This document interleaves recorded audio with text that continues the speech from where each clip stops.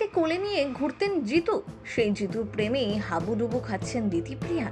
একসাথে পাহাড়ে বেড়াতেও গিয়েছেন। তবে কি পাড়ার সেই কাকুকেই বিয়ে করবেন দিতিপ্রিয়া? এমনই গল্প নিয়ে আসতে চলেছে নতুন এক সিরিয়াল।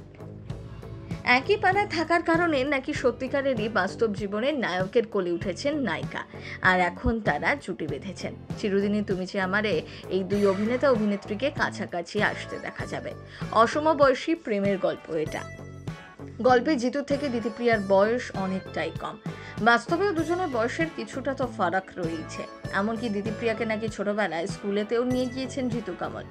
দিতিপ্রিয়ার বয়স অনেকটাই কম, তার জীবন জুড়ে রয়েছে ছোট ছোট খুশি, সাইকেল করে এসে বরফের গোলা খাওয়ার মতন ছেলে মানুষই। আর একদিকে জিতু কমলের চরিত্র যথেষ্ট পরিণত। সিরিয়ালে দেখা যাচ্ছে তিনি বিত্তবানও বটে, কারণ সেখানে দেখানো হয়েছে জিতু হেলিকপ্টারে এসে নামছেন দিতিপ্রিয়ার সামনে। দিতিপ্রিয়ার স্বপ্ন বরফের মধ্যে বসে বরফের গোলা খাওয়ার, আর সেই স্বপ্ন পূরণ করতেই জিতু তাকে নিয়ে যান কাশ্মীরে। এই দৃশ্যগুলোর শুটিং সত্যি সত্যি করা হয়েছে কাশ্মীরে। সেখানে গিয়ে জিতু দিতিপ্রিয়ার হাতে ধরিয়ে দেন বরফের গোলা। দিতিপ্রিয়াকে স্নো বাইক চালাতেও দেখা যায়। খুশিতে আত্মহারা দিতিপ্রিয়া বরফের ওপর দিয়ে দৌড়াতে দৌড়াতে পড়ে গেলে তাকে ধরে ফেলেন জিতু। তারপর বলেন, বয়স মানুষকে সাবধানী হতে শেখায়। এখানে দিতিপ্রিয়া মুখে 7 জন্মের সম্পর্কের কথাও শোনা যায়। তবে জিতু আর দিতিপ্রিয়ার প্রেম বিয়ের আগের নাকি বিয়ের পরেই জমে উঠবে তাদের প্রেম, তা অবশ্য প্রমোতে স্পষ্ট নয়।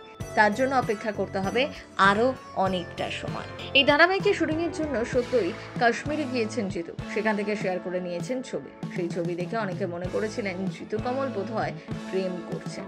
সেই কারণেই তিনি ছুটে গিয়েছেন কাশ্মীরের প্রেমিকার সাথে।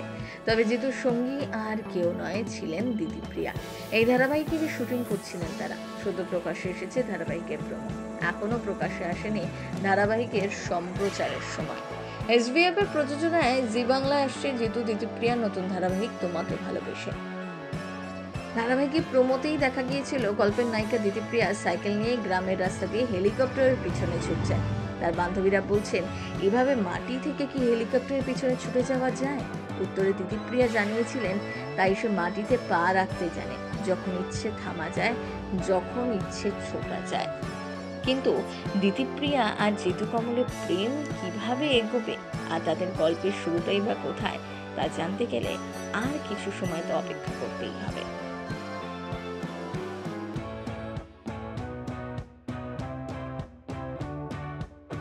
সেনা চক্রবর্তী।